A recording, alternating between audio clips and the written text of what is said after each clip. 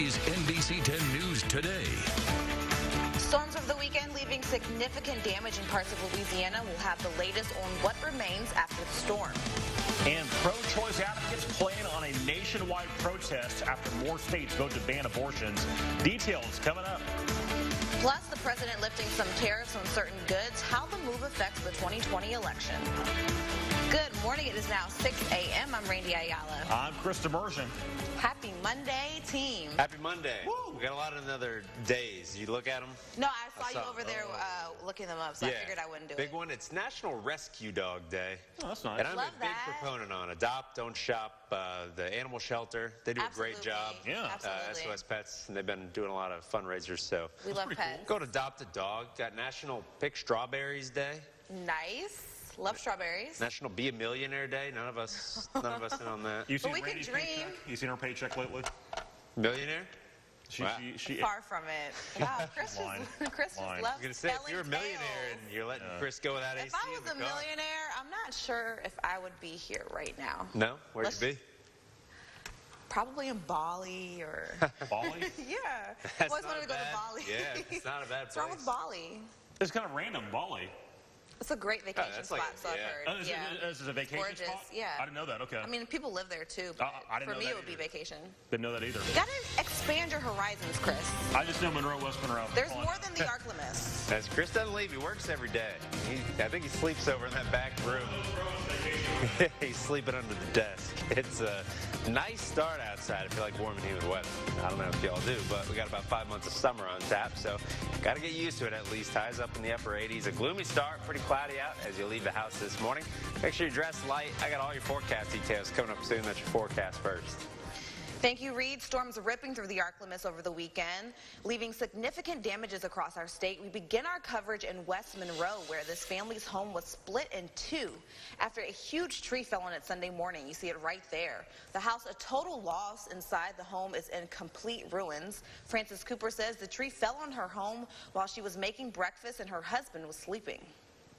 I could hear something hit the roof of the house like something was crumbling. I know I can get another house, but I can't get another life. Cooper says her grandson usually stays in the room that was completely crushed by the tree.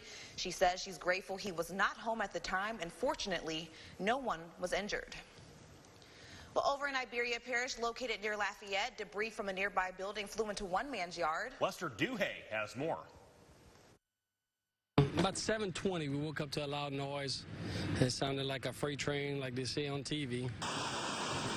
That's the building in the power lines. Look at it right here. Kurt Babineau took this video of the storm rolling through Iberia Parish near LA 31 early Sunday morning. When his family initially heard the loud noise coming from the wind, they took cover. Got my wife up, we ran into the bathroom and kind of hid there for a couple of minutes, and next thing you know, we heard all the, sound like maybe something flying apart. The storm lifted parts of the roof from the building next door. The high winds bringing pieces of the roof flying into trees and some landing in Babineau's yard. You can see the beams in the tree too, and wrapped it around the telephone posts and the power lines, like it was tinfoil basically. Linemen from CLECO worked diligently to restore power to the area and put utility poles back in place. The sheer power of the winds on full display here. Basically wrapped the tin like it's aluminum foil, you know, it's like it's almost nothing. Babineau says it was a scary few minutes, especially thinking the roof of his home could come off next. Happy to be alive? Yes. Yes. Just, you know, I don't know if I got that worried, but it's worried about the house, you know, taking off and everything, so pretty cool. Down in southern Louisiana, Mayor Jennifer Verdreen has declared Ville Platte in a state of emergency. This after early Sunday morning storms tore through the area. Ville Platte police report several damages to include downed trees, houses blown to the middle of the road, power outages, and bad travel conditions. Currently, no injuries have been reported, but everyone is being encouraged to stay at home. It sounded like destruction, complete mayhem. I'm talking like it's, trains was colliding. That's how much force and winds, trees was falling. It was very nerve-wracking, you know, like 4 o'clock in the morning, and it was very catastrophic. That's the worst I ever saw. Like, I've been living here for the longest, and I never experienced this at all. Hurricane Lily, through Hurricane Katrina, Gustav, it was nothing compared to Harvey. It was nothing compared to just like 3-4 hours of just mayhem. Governor John Bel Edwards is expected to tour the damages in Ville Platte. The governor also meeting with local officials in Ruston today to tour the areas hit by severe weather last month. Governor Edwards will hold a press conference to update us on the ongoing recovery efforts around 11:30 this morning. We'll have updates later on our website, myarklamiss.com. Dozens of abortion rights advocates are preparing a national protest on Tuesday. This coming after recently passed state bills that ban most abortions. John Lawrence reports. Demonstrations throughout Alabama this weekend. We've only just begun. This days after the state enacted the strictest anti-abortion law in the country. Hey, hey, ho, ho, abortion ban has got to go. The Alabama law prohibits all abortions except when the woman's life is at risk or the presence of a lethal fetal anomaly. It does not include exceptions for incest and rape. More than a dozen states have either passed or considered measures to restrict abortion this year. Missouri Governor Mike Parson is set to sign an 8-week abortion bill into law. I believe in the pro-life side of the issue, and I'm going to sign the bill. Not all Republicans are on board with these laws. I'm pro-life, but there ought to be exceptions for rape and incest and where the life of the mother is at risk. President Trump said the same thing in a weekend tweet, saying his stance on the issue is similar to the one taken by former President Ronald Reagan. Polling from Perry Undum that says that 53% of Republicans do not want Roe v. Wade to be overturned. But this is a matter of a small minority that is deeply passionate about this, has very strong beliefs that abortion should be illegal. The ACLU, which supports abortion rights, says it'll sue to make sure none of those laws ever go into effect. I'm John Lawrence reporting. This week, Louisiana is expected to see a final vote on Senate Bill 184, the heartbeat bill that has already been approved by the Senate. President Trump announcing the U.S. is lifting some tariffs on goods from Mexico and Canada this week.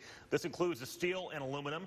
The move clears a key hurdle from the Trump administration's replacement for NAFTA, but the ongoing U.S.-China trade war is still leading to major setbacks for many Americans, including farmers in Arkansas. With the 2020 election inching closer every day, members of both parties are aware this will be a key issue when voters cast their ballot.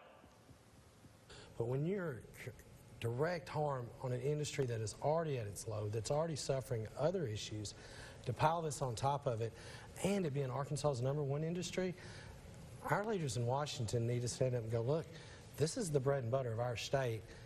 We're going to have to break free on that and fight, and I don't see any of them doing it. Yes, the tariffs are burdensome, and they're very hurtful to the agriculture community.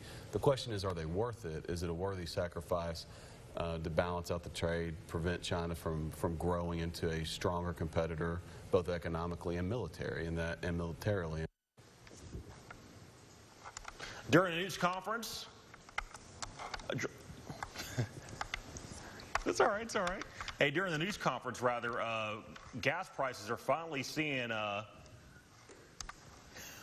just having prompter difficulties right now. During the news conference, President Trump said his increase on tariffs on Chinese products and China's retaliatory tariffs are worth it to ensure that China would stop cheating the U.S. through trade. It's completely my fault, Chris. It's all right, it's all right, it's all right. Sorry. All right, drivers are finally seeing gas prices fall after a 4-month climb. Prices at the pump are on average 3 cents cheaper, landing at around $2.93 a gallon. Industry analysts say this is actually 6 cents lower than this time last year, and more price cuts will depend on what crude oil prices do. The highest price of gas is going for $4.08 in the San Francisco Bay Area. The lowest can be found in Baton Rouge, where it's an average of $3.16 a gallon. They sacrifice so much to keep our country free, and yet there are hundreds of homeless veterans living on the streets of the ArkLaMiss. Our second annual Homeless Veterans Food Drive is now underway. Last year, we collected 10.5 tons of food, and NBC 10 is partnering with the United Way, the Wellspring, and Max Fresh markets once again this year. You can drop off any non-perishable food items at any Max Fresh market. Jackson Street Church of Christ, First United Methodist Church in Monroe, and right here at the NBC 10 studios in West Monroe. Together, we can get our homeless veterans the support they need. Up next, President Trump going head-to-head with a member of his own party. That's right. Why did one Republican lawmaker call for President Trump's impeachment?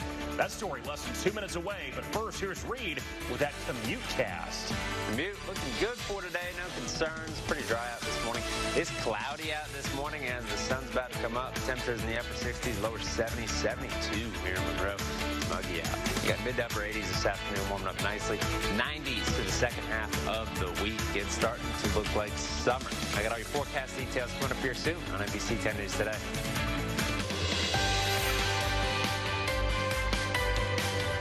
Good morning.